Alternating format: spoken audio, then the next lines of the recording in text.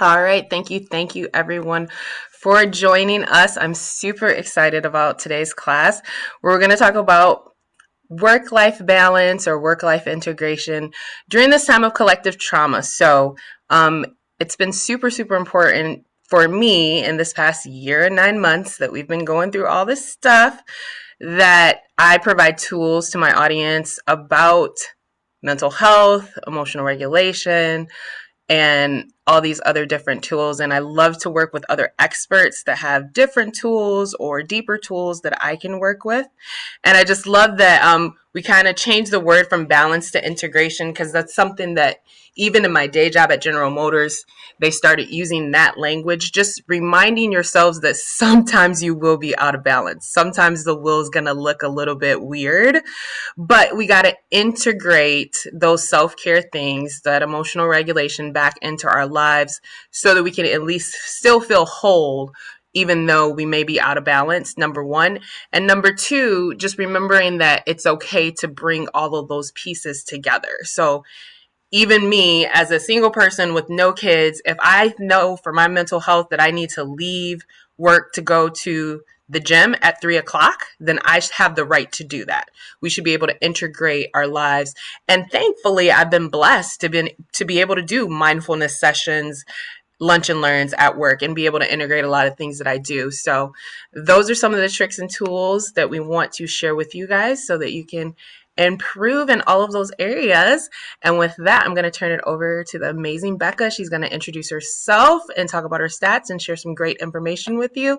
And then I will share a few tips afterwards as well. Hi, everyone. I'm Becca Gerlach. I'm a clinical social worker, therapist in Plymouth. I'm also the director of behavioral health for a clinic in Harper Woods, where we see kiddos who have experienced pretty significant trauma, so kids 0 to 21. But then in my private practice life, I see adults, mostly adult survivors of childhood trauma. I do some work with addictions. And in my peer group of other therapists, we talk a lot about self-care, and we talk a lot about work-life integration, particularly in these past couple of years, when many of us went remote for the first time ever, and work and home all became the same thing, and no one was okay. I got my master's from Wayne State, and I've been practicing for 10 years now, in the Metro Detroit area. I really enjoy what I do. I even went back and I'm working on my PhD in clinical social work. I love school. I love learning, and I appreciate these opportunities to share things with others that I've gotten to pick up along the way. I also need these reminders myself because I tend to lean towards workaholism as well. And so talking about this does help me remember I have to do these things too, so that I can help take care of other people, and help people, who are working to support others, in this time. So I do have a slideshow to share. Let me get this set up right. Been a minute since I've done this done a PowerPoint. Let's see. I guess I got to share first and then I have to do that. All right. Everyone see that okay? Okay, good. All right. All right. So today we did some introductions. We're going to do a mindfulness moment together. We're going to talk about what collective trauma is, what we mean by work-life integration. We're going to talk about that self-care assessment that you guys received.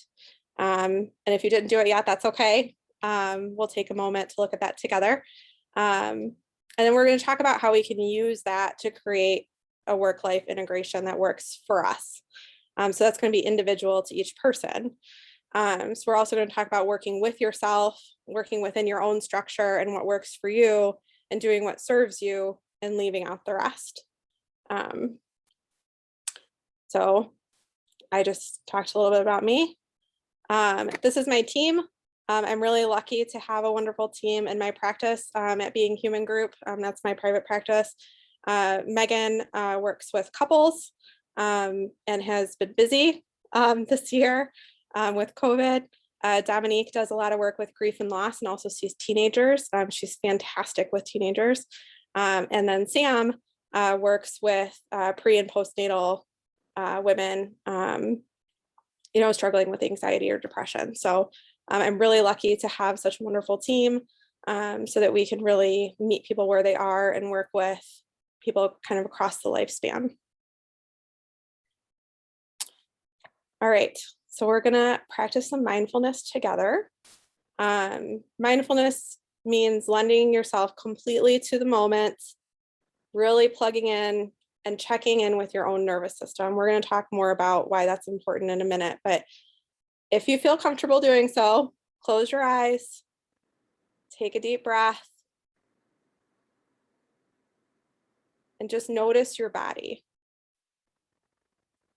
Notice if you feel tension anywhere, if something feels loose or heavy or light. Are you hot or cold?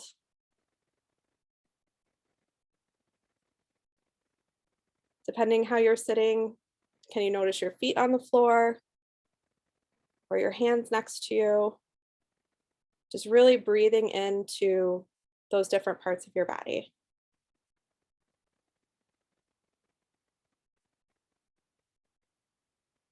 Taking this moment to reset and notice how you're feeling.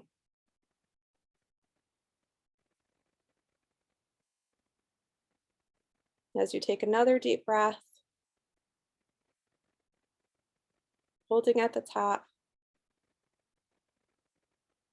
and exhaling until all of the air is out.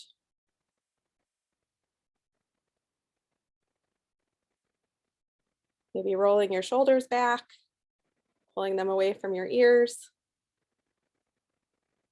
I notice I get scrunched up sometimes myself and have to remember to pull my shoulders back down. Breathing into that.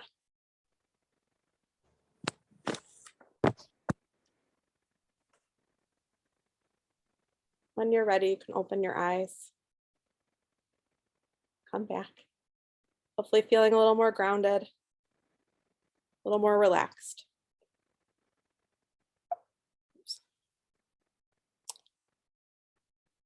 So when we practice mindfulness, we really want to practice being present. So not doing other things, not getting on our phones and kind of scrolling, but just being in the moment, just being in your skin for a moment, getting in touch with your senses. Sometimes, if we're feeling anxious or overwhelmed, this can be challenging. And so one of the things that is helpful is to use our five senses to get us back in the room. So what's something you can hear? What's something you can taste? What's something you smell? What's something you see? What's something you can touch? And so sometimes running through that, you're able to really ground yourself back in the room and take those breaths into your body. Another thing I'll do with clients sometimes, if maybe that's too much or that's too many senses, is just to say, can you find 5 red things in the room? Can you find 5 blue things in the room? Just again, to get back in the room first, then get back into our bodies where we can take a breath and take a moment. So getting away from distractions, getting away from avoiding, and just being present, which can be uncomfortable. Mindfulness can help relieve stress. It helps us to be more present in our lives, to notice what's going on and what we might need. It can reduce our blood pressure, decrease anxiety, improve sleep, help us to focus. And there's lots of different ways we can practice mindfulness using movement, different grounding exercises, breathing, guided imagery, doing a body scan, and using all 5 senses to get us back into the room. So those are really ways to start building that practice. One of the things that I'll have clients do who are maybe really struggling with this is when you're brushing your teeth is a great time to be mindful. You can taste the toothpaste.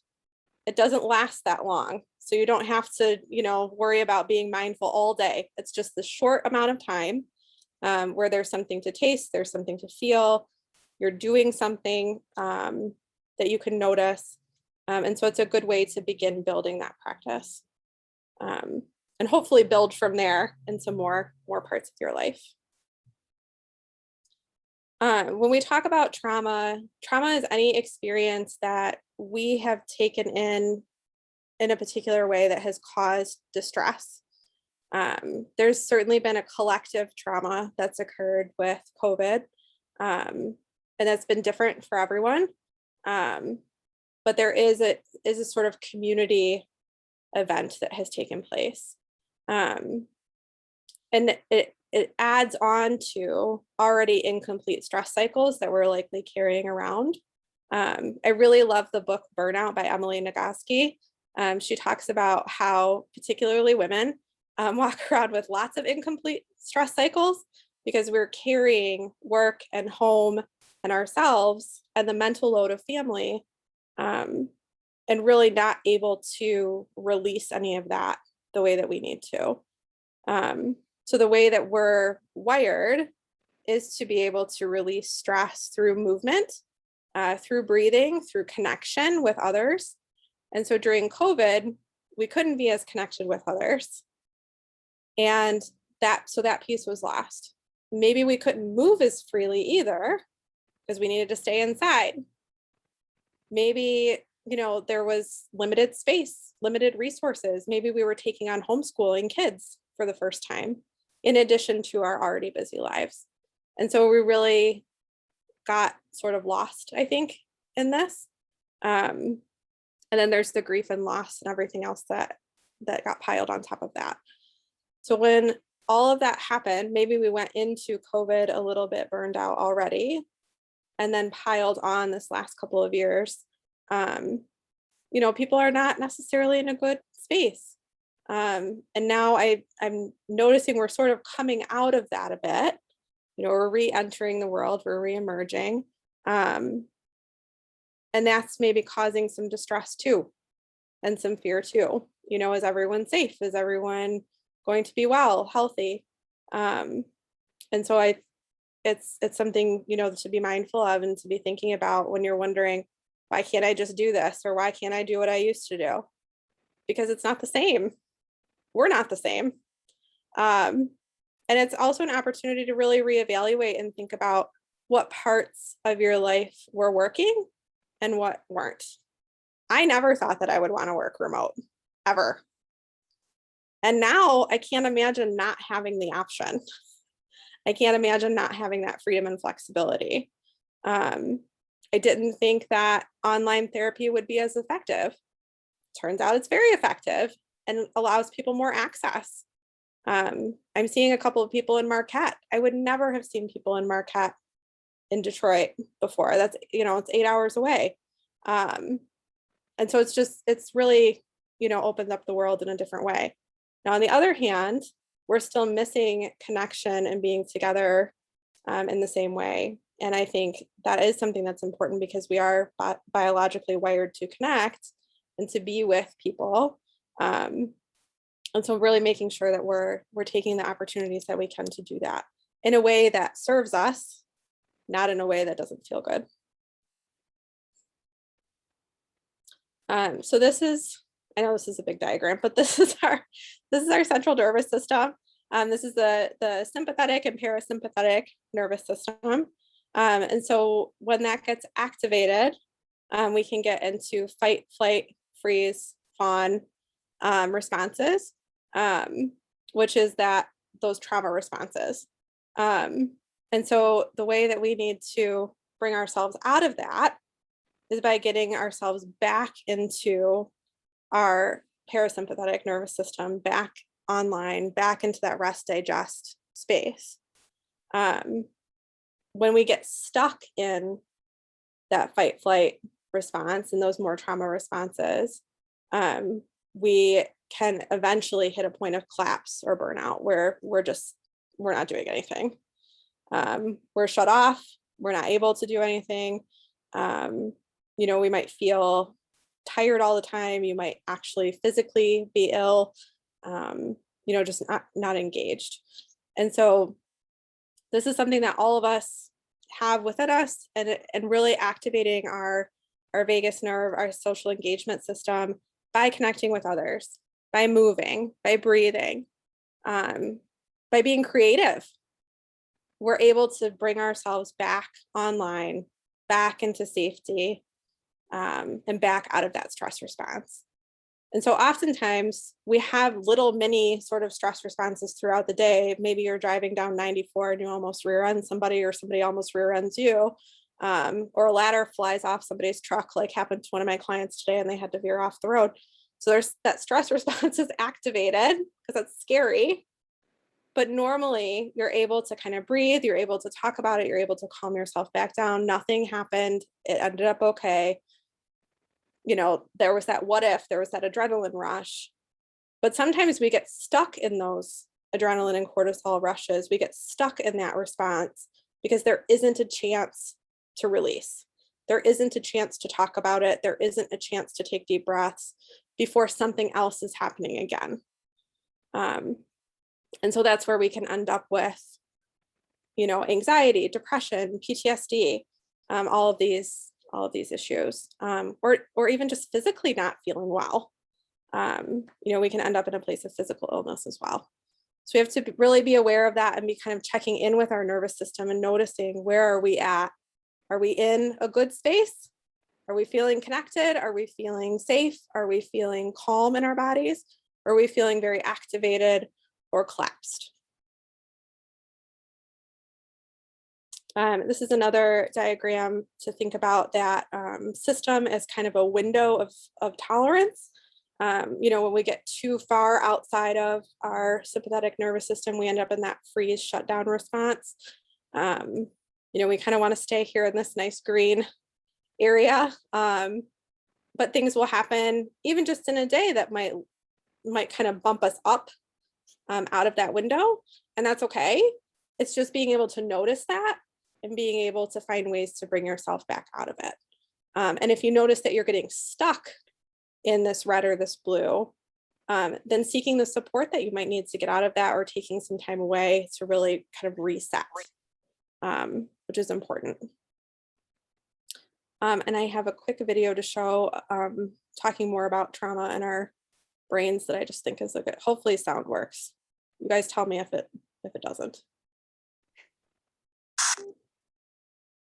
Can you hear?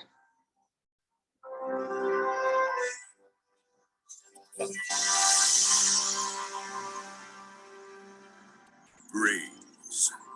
They are everywhere. In the world's gentlest places and its hardest. In this unforgiving environment, some brains exhibit troubling signs. Addiction, illness, depression, social disorder. Yet others thrive. Why have some brains developed the ability to cope in harsh conditions while others struggle? It is one of nature's great secrets. Hi. Hello? This is amazing. But I just need to clarify a few things. This great secret? It's actually science. Severe adversity isn't good for any brain. But it is true that some brains do better than others in the face of significant challenges. Oh, a scientist. Yes, I agree. This is a great secret of science. Great, yes, but not a secret. Let me explain. We're born with brains, but our brains change as we grow. They develop based on experiences we have, and different brains respond to experiences in different ways. Okay, thanks. I'll let you get back to it. Indeed. Some brains show robustity and strong acumen, while others... Sorry, we scientists use the word resilience. Some brains are more resilient than others. Yes, resilience. Resilience? Resilience. Revenge of the cortex. Resilience is a result of the interplay between genes and life experiences. It's a brain's ability to maintain good functioning under adversity. Resilience makes us invincible. Nothing makes us invincible. What resilience does is to give less leverage to negative factors in our lives and tip the balance in favor of positive outcomes. Resilience, fate's legendary prize. Whoa, no. Some people are born with more resilience than others, but resilience can also be built over time. It's a big project involving parents, caregivers, teachers, Team karaoke comrades, soccer coaches, counselors, pastry chefs, associate producers, even millennials, like a born raisin time to vote. Yeah. In fact, we scientists believe strong brain architecture is the foundation for resilience. And, oh, look over there. Oh, yes. A young brain returns after months of isolation and adversity. No words can describe what this poor brain suffered. There are words that describe it. We scientists call it toxic stress. Toxic stress lies in you. No, that's not, no. Stress happens inside the body. It's the fight or flight system kicking in. But if stress hormones are elevated too high and for too long, it can have negative effects on the brain and body. Stress, nasty poison. Not all stress, just toxic stress. With the right supports, we can make severe stress tolerable, which means it won't do lasting damage. Stress can even be positive because it helps us to learn problem solving and coping skills, which leads us back to resilience. Alas, this brain is resilienceless. No, it isn't. Let me explain. Remember when I talked about giving less leverage to negative experiences and tipping the scale in a positive direction? Well, here's a little something I've been working on. It's a really amazing metaphor. Here it goes. I call it the resilience scale. Resilience scales. Protective armor plates that Shiny, but no. The resilience scale helps us understand why some brains are more resilient than others. the resilience scale sends out invisible resilience rays that It's really just a scale. See? It's a beam being held up by a fulcrum. full of rum. Geez, no! A fulcrum. You know, like high school phys... Never mind. Let me just clean this up. See, negative experiences add weight to one end of the beam, and positive factors add weight to the other end. Ideally, we want the scale to tip toward the positive side and lead towards positive life outcomes. The brain's future literally hangs in the balance. The position of the fulcrum can be understood as our original capacity for resilience. It's something like our genetic starting position. Remember the young brain that was struggling to survive? Look, it started life with the fulcrum off-center, giving more leverage to negative experiences. Serious stuff, like abuse, neglect, and chaotic environments. That means positive factors like responsive relationships, safe environments, and learning opportunities had less leverage. Over time, the negative load shifted the fulcrum even farther in a negative direction. Tragedy. Not at all. Right now, this brain is experiencing poor health, but with help, the scale can be tipped toward more positive outcomes. First thing we can do is to stop negative experiences from stacking up. Then we can add more positive factors, loading up the positive side of the scale. And we're not done. We can work to shift the fulcrum in a way that favors positive outcomes. The fulcrum, an amazing instant fix-it button. No, it's a process. It involves many supportive people and plenty of time. Remember? This brain is still young, so adult brains can work with it to relieve toxic stress and teach coping skills. In early childhood, these efforts can push the fulcrum a considerable distance. Childhood, filled with fascination and fulcrum flexibility. Sort of, but there are other sensitive developmental periods that are windows of opportunity, like adolescence. And even if this brain doesn't get help until adulthood, change is still possible. It will take more support, and the change will be less dramatic. But any fulcrum can be moved to make positive outcomes more achievable. The bad experiences disappear. I'm afraid not. It's hard to undo the effects of past negative experiences, And it takes time, but we can eventually relieve the burden of those negative experiences. Our little brain can get the help it needs to adapt, recover, and enjoy good health and wellness. And everyone, everywhere can become more resilient for eternity. Why not? With the right support, everyone everywhere can become more resilient. I'm so glad I saved humanity. It's been a majestic experience. Yeah, me too. Well done.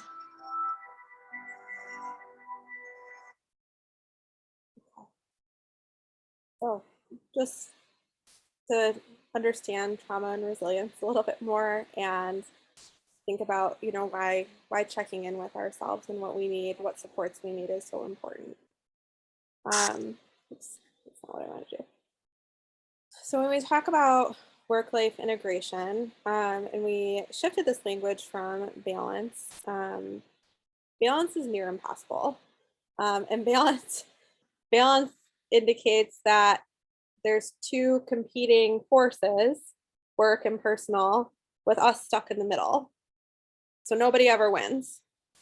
And so it's thinking more about how do we integrate, how do we create our lives in a way that works for us, that makes sense for us, within our personal and professional responsibilities, while still having time to meet our own individual goals. It's really thinking about, what do we need?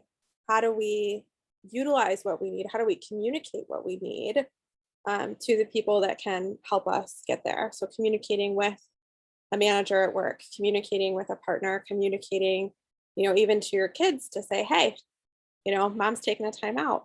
Or, at work saying, hey, I need to leave for the gym at this time and I'll finish work at this time, or I'll come in earlier to do this because this works better for my schedule. I'm someone who does my best work between 11 and 7. I don't want to get up super early and work. That's not going to work for me. And so learning what has worked best for me and trying to work with that has helped, and it helps us to be more productive, and to also not get to a place of burnout.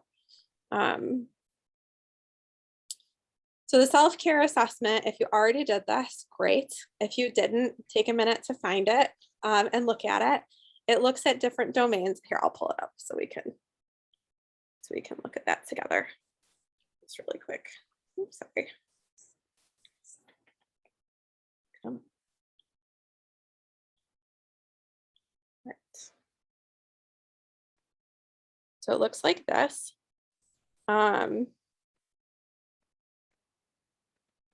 Hopefully you can see that okay. But looking at the different domains, so physical self-care, psychological self-care, emotional self-care, spiritual self-care, relationship self-care, and then workplace or professional self-care. This uses the word balance. We're going to ignore that. We can change that to integration ourselves. That's fine.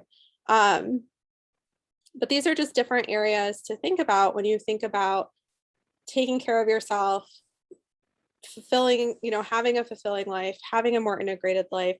These are all the different domains of our lives.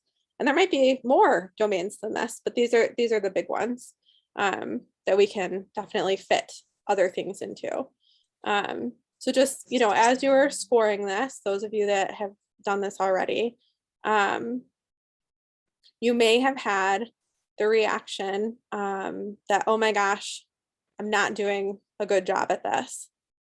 I hope that's not the reaction that we're having, but I understand it. It's not meant to create shame. It's not meant to create another thing to do, which is sometimes how self-care can feel. It can feel like, oh my God, that's just another thing I have to do. No. Self-care, while, having a spa day or something like that is really nice, that's great. But real self-care is setting boundaries. It's saying no. It's meeting your basic needs and structuring your life in a way that works for you. So it's not adding other to-dos unless that's what feels good. So we want to use this self-care assessment and looking at where you're at now and where you might like to be if you got a score that you don't love, to create some work-life integration.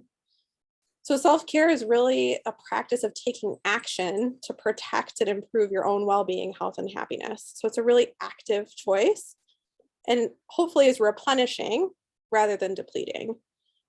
Sometimes it can feel like, though, checking another box or having another thing to do, which doesn't feel replenishing. And so then we need to look at how we're framing that for ourselves and, think about how can we reframe that so that this feels good and this feels like something we want to tackle.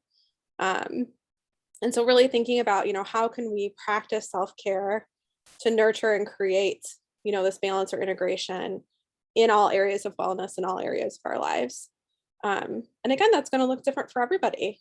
And it might change depending on the season of life. It might change on, your day or your week. And that's okay.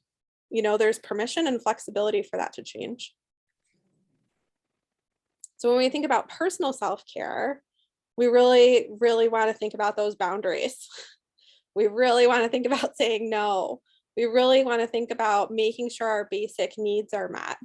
I know for me, when COVID first started and I was working remotely for the first time, my kids were also home and I was trying to manage school for them, seeing my clients and going to meetings. And there just never was enough time in the day. And there were times when I was like, oh my gosh, this client is I was on headphones. This client is going to hear my daughter crying outside the door. Like, I'm not winning at anything right now. This is not going well. And I didn't realize how many natural breaks occurred being in the office that then I had to create for myself at home. And so it's thinking about that too, are there natural breaks depending on where you're working or depending on the location that you're in? But in other spaces, if you're working remote or you're in a different location for the day, do you have to create that? Do you have to structure that for yourself? And if the answer is yes, then we have to be intentional about that. We have to really think about what we need and not allowing work to just completely bleed into all parts of our life. Because we're not just workers, we're individuals too, who have other interests and other responsibilities and other wants for the future. So self-care is really about, feeling what we need to feel. It's about thinking about our future self and, her health and goals and all of that. And how are we protecting that? How are we creating that today? And professional self-care is not just, what we do with free time. It's taking time during the workday and setting boundaries within the workday. When do we do work emails? We're available 24/7. How do we make it so that we're not available 24/7? And sometimes that's on us. Sometimes that's not a manager doing something to us. Sometimes that's us doing that to us. And so how do we set those boundaries and those timers and those reminders if we need those visual cues? Or do we have somebody that helps us be accountable? Do we have, a friend that's our kind of accountability person in this, that makes sure we're taking time, we're taking breaks, we're only completing what we need to complete for that day. We're not trying to go above and beyond every day. There's times for growth within our careers, and there's also times for ease. And so noticing like we can't be in growth mode all the time, that's not sustainable. So how do we build in some ease and some breaks into that? And notice like, what are we growing towards? Are we growing towards what we want to be growing towards, or do we need to, kind of reset some things? So thinking about what serves you and letting the rest go, let it go. So thinking about how do you work with yourself rather than against yourself. So again, for me, that means trying to frame my day more 11 to 7 and less 8 to 4. That doesn't work for me. For other people, it might be doing the 8 to 4. For other people, it might be working for 4 hours and then having a break in the middle of the day to do some personal things and then coming back to it. So if you have that freedom and flexibility, are you utilizing it? And are you really thinking about what works best for you? What would your ideal schedule look like? And sometimes, that could be a good sort of reflective or, sort of journal activity, even to think about, what does your ideal day look like? And not just, kind of dream day, where you're going on an awesome vacation or, doing something like that, but just an everyday day. What would your ideal day look like? When would it start? What would you do? Would you exercise? Would you see a friend? Would you work, a certain amount of hours? Would you not work at all? What would your day look like? And then how can we structure our lives in a way that meets that more often than not? And so again, if you have the flexibility to do so, starting to get to work on that. And if not, if you have, if you're working for someone, asking them if that's an option and showing the research. People are more productive when they're more in charge of their schedule and when they're able to work with their own clock instead of someone else's. Thinking too about what are your personal life care goals and what are your professional life care goals? Because these sometimes are two completely different things. And is there some alignment that can happen between the two of them so both can be met? Or are they really out of alignment and maybe there needs to be some rearranging when you think about what do you really want to do? What do you really want your life to look like?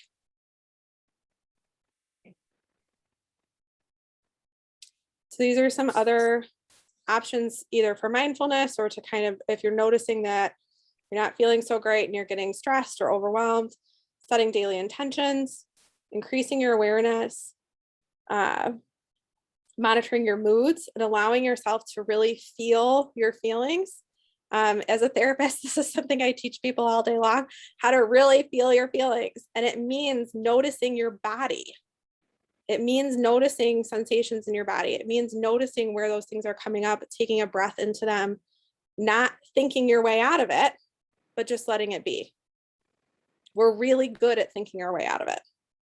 But over time, that's not sustainable and those feelings will come up sideways somewhere else.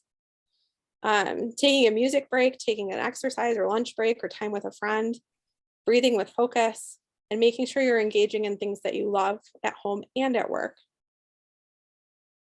The renewed here. When you use your self-care assessment to create your work-life integration or your ideal schedule for the day, what areas need immediate attention? So maybe you're doing really good on physical or psychological, but the other one is really lacking. So what are you noticing right away needs immediate attention? And then what are you committed to doing about it? Again, not with trying to create another task for yourself, but really resetting yourself so that your life is one that feels good and not one that you're always running a race for. And find support. We all need support. And just kind of a quote for the end here. The mind is just like a muscle. The more you exercise it, the stronger it gets and the more it can expand. So we can always learn new things. We can always change how we're doing things. It's just that practice that we really need to have to keep it going. So thank you all so much. I really appreciate this time. Thank you guys. Thank you. Thank you. So if anyone has any questions that have came up, you can feel free to put that in the chat and I'm going to go into my section and it probably won't take more than 10 minutes and then we'll open it up for audible questions. And I just love all of the information. Mine is going to be some more quick tips that you're going to want to take notes on. And we're going to end with another mindfulness session and fill in our feelings to end it out. But like I didn't see Becca's presentation and she hasn't seen mine. I just had an outline and she had of like 6 points and she had an outline of my 6 points. And you're going to see that it just matches like perfectly. So it's super, super cool. And I love it. Go us. So this is, I'm just, again, how to stay well mentally, just some quick tips and ending with when you walk away from this presentation, you're going to have a way to self-regulate yourself within 5 minutes when something happens, some tools to do that. So if anyone here doesn't know me, I'm Tashina Gonzalez. So I'm a business, empowerment, holistic wellness, self-development, and success coach. I keep adding words in there. But basically, I just help people turn chaos into clarity. So I have tons of certifications in nutrition and self-care and mindfulness on the holistic side, aromatherapy, naturopathy, all these things. But most of my clients right now are me. They're busy professionals or busy entrepreneurs. They're busy business owners who have the tendency to be workaholics, and they can get themselves physically ill and mentally ill.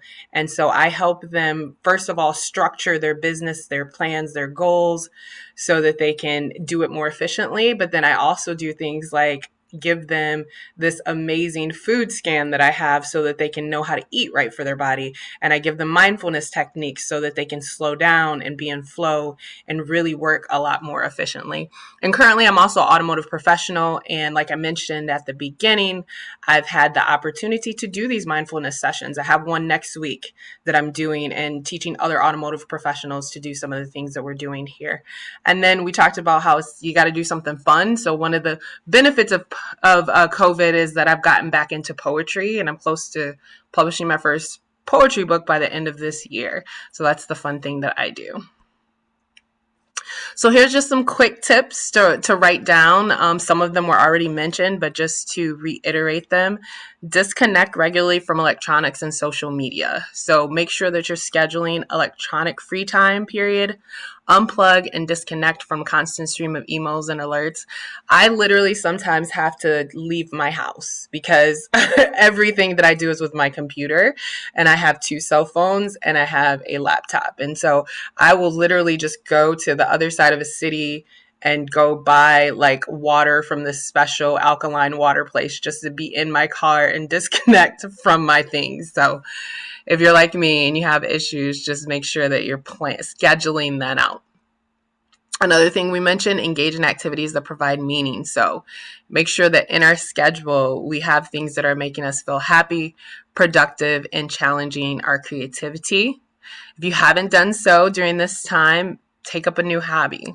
Like, again, I started writing poetry again. When I was in my teens, I won poetry contests, and then I didn't do it for a while. And now, being alone with my thoughts and needing somewhere to put some of my emotions, I'm back doing poetry. I also love doing things like karaoke and just being in nature. And then spend quality time with those that make you happy, like your friends and your pets. A few more tips that are very helpful. Volunteer. There's more happiness in giving than there is in receiving. When we're giving to others, it gets us out of our own headspace. And there's plenty at this time, right? There's plenty of time to do that. I was at a fundraiser this past Friday. I'm going out of town to support another one.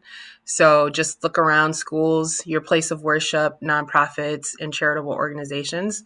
Avoid heavy substance use. I usually was a social drinker, and I did a lot on Zoom to be social, and that made me drink more than I had probably in a normal lifetime, because usually I would physically go to network, but then I could just do it every single day. So just be mindful of that.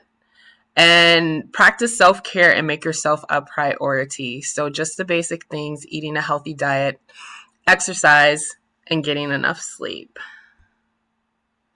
And then also get help from a licensed mental health professional when and if you need it. Seeking help is not a sign of weakness. It is a sign of strength. Me personally, I can't move forward unless I have a support system, a direct support system. And so I currently work with a coach, and then I also check in regularly with alternative forms of therapy for my own emotional regulation. When I don't do that, I don't operate in the way that I need to.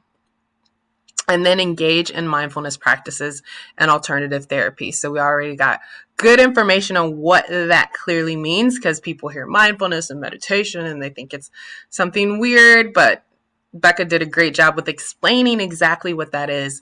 And again, I do it in the automotive industry, lunch and learns on a regular basis. I'm about to bring it into a Comcast facility. This is something that everyone needs. It helps you feel calmer, it regulates your emotion, it improves your outlook on life, and it increases your productivity. And so I think this is very, very close to what Becca already stated, but we have to feel what we need to feel to be in flow. So flow to me means feel what is, let go of anything not serving you, observe what is around you, and work what is coming towards you. So we want to be mindful and practice emotional regulation consistently multiple times a day. So I did an amazing class on trauma writing with a trauma writing coach. And she brought up this statistic or this quote here, which again, something Becca mentioned, we tend to think ourselves out of our emotions instead of feel them. And this is a biological fact from a brain scientist. When a person has a reaction to something in their environment, there's a 90-second chemical process that happens in the body. After that, any remaining emotional response is just the person choosing to stay in that emotional loop. So just let that sink in. So when we incorporate these mindfulness tools, it helps us to feel those feelings and then get ourselves out of there. So again, important. Those of us that were used to going fast paced, not sitting still, we're not used to feeling our feelings, but emotions are the reporters for the soul. The more that we can feel our feelings, the better off we will be. So with that, I'm going to go into our interactive session. And so this is, like Becca talked about earlier, like you're on your way somewhere and somebody cuts you off and you get into that heightened emotional state. This is something that you can do to release all of that in 5 minutes or less so that you can go in with a clear mind. So a very good tool is journaling. And from that trauma writing class that we did, that was just so eye-opening for me and a good reminder, because I am a person that journals and I have this little black physical journal that I use. But then she reminded us, you actually have a notes section on your phone and you have a laptop. And so you can actually just pause. You get an email and it makes you angry. You can actually pause in the middle of your workday and you can, I now have 3 journals. I have my black journal that if I physically want to watch, I have my notes section, and I have an online journal that's just a running thing on my laptop. And if I feel triggered, then I can stop and I can just write about something. So I want you guys to practice with me. I'm going to actually set a timer. And that's going to be our first exercises. And then we're going to move into the next 2 exercises. So it's going to take us about 6 minutes to do this. But I want you to pull out your phone right now and go to your notes section. And we're going to clear an emotion maybe we haven't processed. And I want you to write a list of the times you felt either alone, misunderstood, disrespected, or invisible. So I'm going to set a timer for 2 minutes. And then I'll let you guys know when it's up.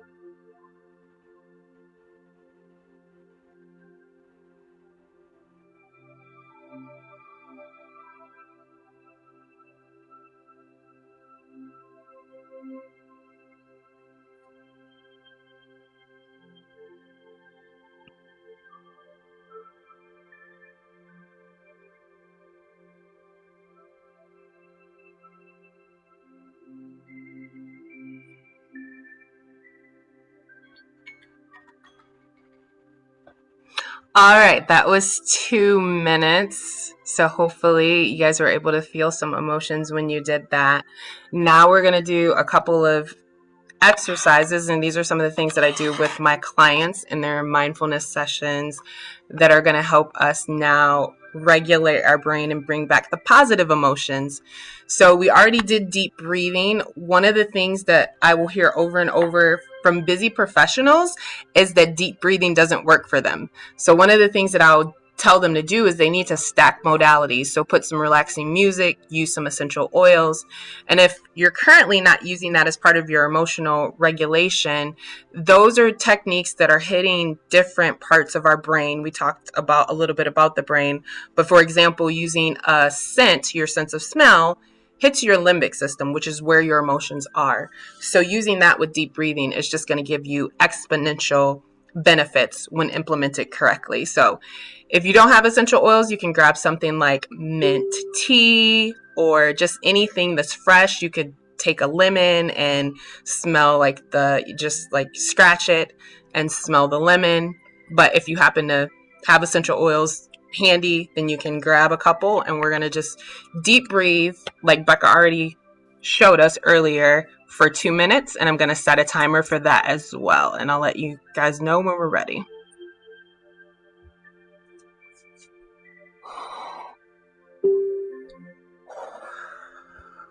And when we're deep breathing, we're doing our deep belly breaths, and we're inhaling through our nose and exhaling really deeply out of our mouth. We want to hear the breath, and we're just going to keep inhaling and exhaling very deep belly breaths for about another 1.5 minutes.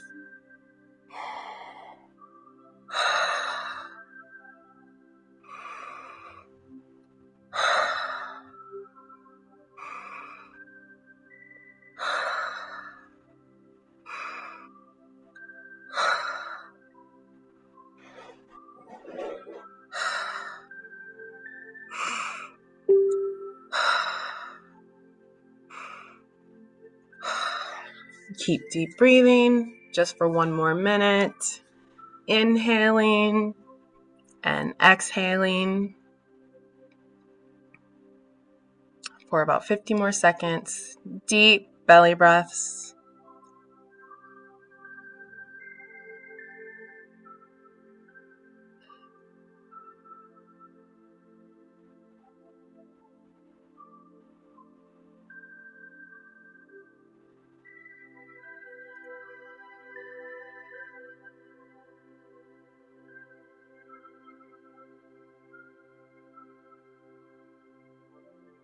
And 25 more seconds. Continue deep breathing.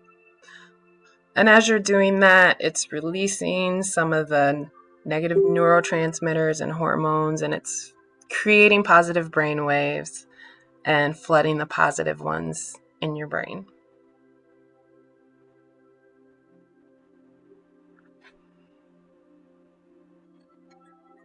And that's 2 minutes on that. And now lastly, we're going to do a little bit of touch therapy. So this is something else that I do with my clients.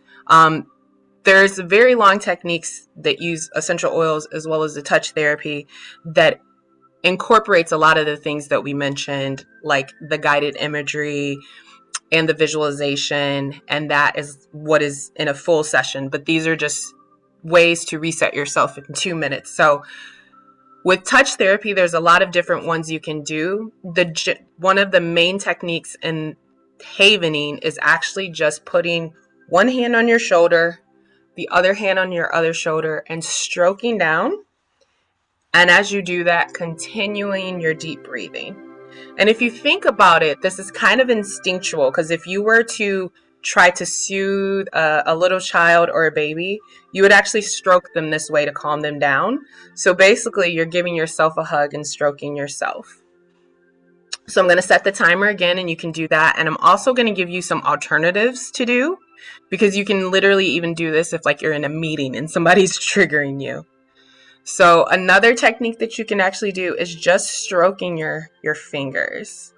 So whichever technique feels the best to you, we're going to stroke for just 2 minutes. The other thing that you can do is just sliding your hands like this. So again, you can be on a Zoom meeting, someone says something that's irritating you, and you could just put your hands underneath and they won't see it, and start to do some type of stroking technique, one of the ones that is a little bit more gentler. Or you could go to the bathroom, take a break, and do the full stroking. And again, at the same time, you want to do the deep breathing. So inhaling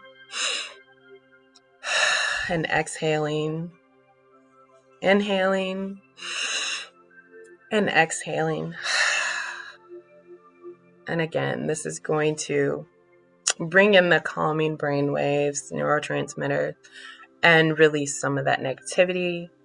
We're going to continue our deep breathing for about 50 more seconds, and whatever technique of stroking that you chose in order to regulate those emotions that we brought up when we were journaling. So continue with the touch therapy, continue with your deep breathing for about 35 more seconds.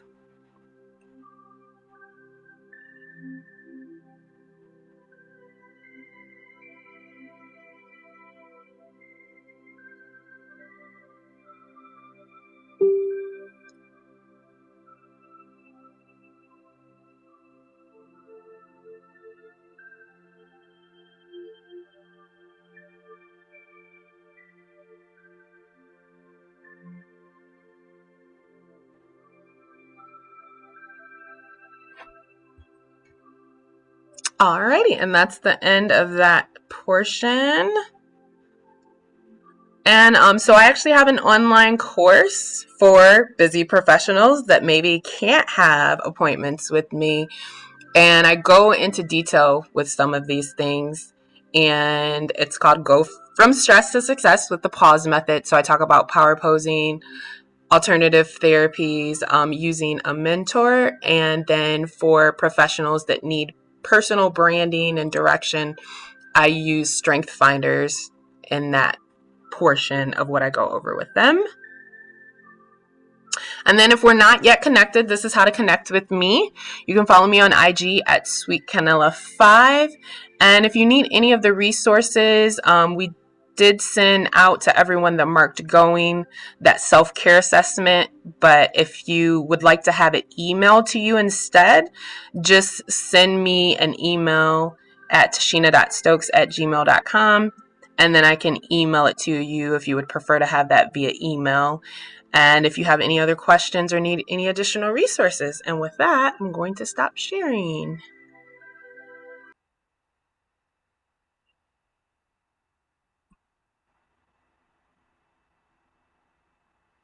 All right, any questions or final thoughts? And if anyone else would like to drop their information to connect, you can feel free to do so as well.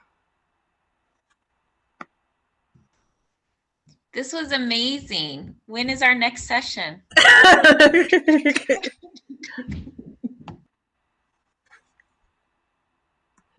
Well, we can definitely put something on the books for sure. I'm actually working on a presentation where I talk about trauma and all of the effects that it has. So I have the same exact polyvagal, the second one you had in that presentation, but then I also talk about how it affects the immune system, how it affects toxic buildup, and then I talk about the way all of the mindfulness techniques and things, as in addition to like alternative therapies like EMDR, but I haven't finished the presentation yet. But yeah, we can definitely do some additional sessions and talk more about the science and other techniques in more detail, for sure. I have a question. Yes. Do you do this once a month, or how often do you do it? This is just part of my collaboration series. So just like you and I did a collaboration, I met this amazing person and asked her to collaborate with me, and she agreed. Oh, cool. Okay, cool. Yep. I'm trying to find you, Becca, on Being Human group. Can you tell me what your like little icon or logo looks like? Because I'm running into all It looks kinds of like a other stuff. brain, blue brain. It's the Being Human group, right? Isn't it the on Oh, yeah. Instagram? So I Is it? I messed up. Yep. It's the Being Human Oh, group. okay. Yep. Thank you. Yeah. Yeah, I love the techniques. They're so awesome, especially for, I mean, it could be useful anytime, but Yeah. especially now we're on Zoom and you Yeah. know, or even if you do go in person, those are triggers, something that will help Yeah. you relax. So that was awesome. Yeah. And if you just set your timer, like Becca was saying, if you say, oh, I'm gonna do it when I brush my teeth, I'm gonna do it at lunch, and I'm gonna do it when I end work. Or if you just say, you know, that's what I teach the automotive professionals when I'm doing this. Just like if you do it every single day, 3 times a day, it'll start to get so much more automatic when you get triggered. You'll be like, okay, yeah, I'm just gonna like you just start doing it automatically because your brain knows, oh no, you're going up. This is the time that we need to we need to bring ourselves down. So it's really been amazing.